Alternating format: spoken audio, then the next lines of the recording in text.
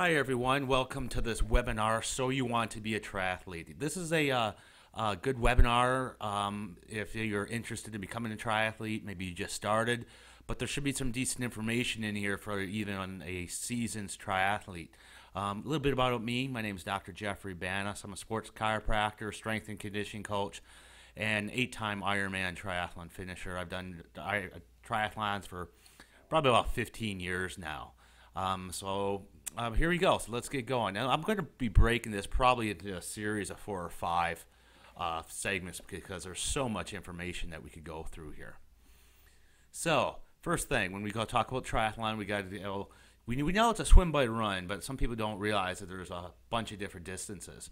We got the sprint distances that have swims about 150 meters to maybe 750s. With maybe a 5 to 50 mile bike, and the short runs 1 to 3. Those vary quite a bit. Next up is we got our Olympic distance, and it's called the Olympic distance or international distance, and that's because that's the distance they're doing in the Olympics. And that's about 1,500 meter swim, 25 mile bike, and a little over a 6 mile run. And then we got the half Ironman, or 70.3. If you ever see these 70.3 stickers on a car, or the 140-point sticker, that's because that is the total distance of miles that the triathletes are traveling. So the half is 1.2 miles, 56-mile run, and then a half marathon at the end. And of course, Ironman is the big one, the 2.4 mile swim, 112-mile bike, followed by the 26.2-mile marathon. And I tell you, I've seen many people. I did this personally. I started out in the sprint triathlon, doing my first sprint, my full suspension mountain bike. Never in my dreams had any intention about doing the Ironman. That being said, I've done 8 of them now, and I've seen many people start off doing this sprint. Next thing they move off this Olympic, and next thing they sign up for Ironman. It's just it's a great sport. So let's get into it and give some a little bit more information with the triathlon. The triathlon, what's great about it is they have many different divisions. You got age groupers, which is your typical 40 to 45 age group, or 20 to 25 age group. You also do a lot of these triathlons in relays, where maybe you have one person do the swim, a different person do the bike, and a different person do the run. And that works great. Maybe you have a bad knee or something you really can't run, but you like biking. And then you could go to group, and we've had families, do the whole thing. So the relays are great. Then you get the para-triathletes, which is a handicap division. You also got a Athena division, which is actually for females that weigh above 165 pounds. And then you get the Clydesdales, which is males over 220. Now, just because you're 220 doesn't mean you have to necessarily sign up in the Clydesdale division. You could go ahead and do your age group if you actually want to. So let's get to gear. Let's talk about the triathlon gear. Gear is almost endless. This is all my gear laid out right before I did Ironman, Arizona. And so let's talk about it. So what's the basic that you need? If you're just getting a triathlon, what is the absolute basic? Honestly, all you need is a bike and a helmet and a pair of running shoes. That's all you need. Now, I would say get yourself some triathlon shorts, okay? Triathlon shorts are a cross between a swim short and a cycling short. You could wear swim shorts. People do wear swim shorts, but you're going to get chafing and rubbing and places that you don't want chafing and rubbing to be if you're going to run in a swimsuit or something like that. So it's well worth the investment of getting yourself just some tri shorts. So breaking it down a little bit more. So let's say you want a little bit more than just some of the basic gear. And you could get any old bike. I wouldn't suggest doing a triathlon on a beach cruiser like this, but people do it. The idea is just get into the sport, see if you like it. If you enjoy it, you can always upgrade on stuff. Okay, now swim gear. Okay, like I mentioned, the good first investment is a triathlon suit. This guy right here has got a full suit on. You see this guy right here has got just triathlon shorts on, and these are tight suits that you could actually swim in.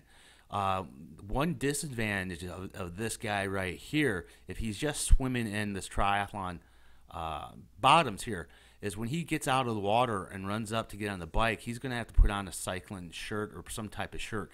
And I tell you, it is pretty hard to put those things on when your heart rate's high, you're trying to be fast, and you're all wet and tired from the swim. Whereas this guy, he's got a full suit on right here. And this guy here, he's got a full suit. So he's just going to get out of the water and run right and grab his bike and start swimming, biking. So a triathlon suit, or at least a triathlon shorts, are definitely something you do. A swim cap. You see all these guys got swim caps. They will give that to you at the race. It's a way of marking keeping an eye on everybody. And it's also a way to mark the starts. So in the triathlon, you'll typically start in different waves. And that's a good way to track, and people have different colored. Basically, goggles. You need some type of goggles. I personally wear like the full. It's almost like a dive goggle. They say it's pretty big. But you experiment with different goggles. Anti-fog. Honestly, probably by far the best anti-fog, or what you rub inside the goggles to prevent fogging, is baby shampoo. No cry, no tear. Baby shampoo works fantastic. I kind of skipped over this up here, a wetsuit. Wetsuits are always optional. No one's ever going to make you wear a wetsuit. You don't need one. But there is a few advantages of the wetsuits. One, it just keeps you warmer. And secondly, they really help with buoyancy. You could float. You could almost literally lay on your back and float. So if you're a little apprehensive about the swim, getting a wetsuit is very helpful, because once you get that thing, you realize that you could float out there all day long, or you could tread water almost all day long, because they help you float so much. One thing about the wetsuits, now, like I said, you could wear them on cold days, but once the temperature gets above 78 degrees water temperature, they don't allow wetsuits, and that lots of time is a race day or race morning decision. Now, they give you a little leeway, so and this is for people who really want the aid of the wetsuit or the buoyancy to help them swim. If the water temperature is 78 to 84, you could wear a wetsuit, but you're not legal for any awards. So if you think you're going to place in your age group, you won't be able to place if you wear that wetsuit when it's between that area. Now, another type of gear that's helpful is Body Glide. Body Glide is like a Vaseline substance that I rub it on my neck when I'm wearing a wetsuit, because it helps with chafing. You can rub it on your shoulders to help the mobility between your shoulder and the wetsuit, and you can rub it on your forearms and on your lower legs and ankle to help that wetsuit slide off a little bit better. Earplugs, nose plugs. Some people really need those. Some people get a lot of earaches, or inhale the water on their nose.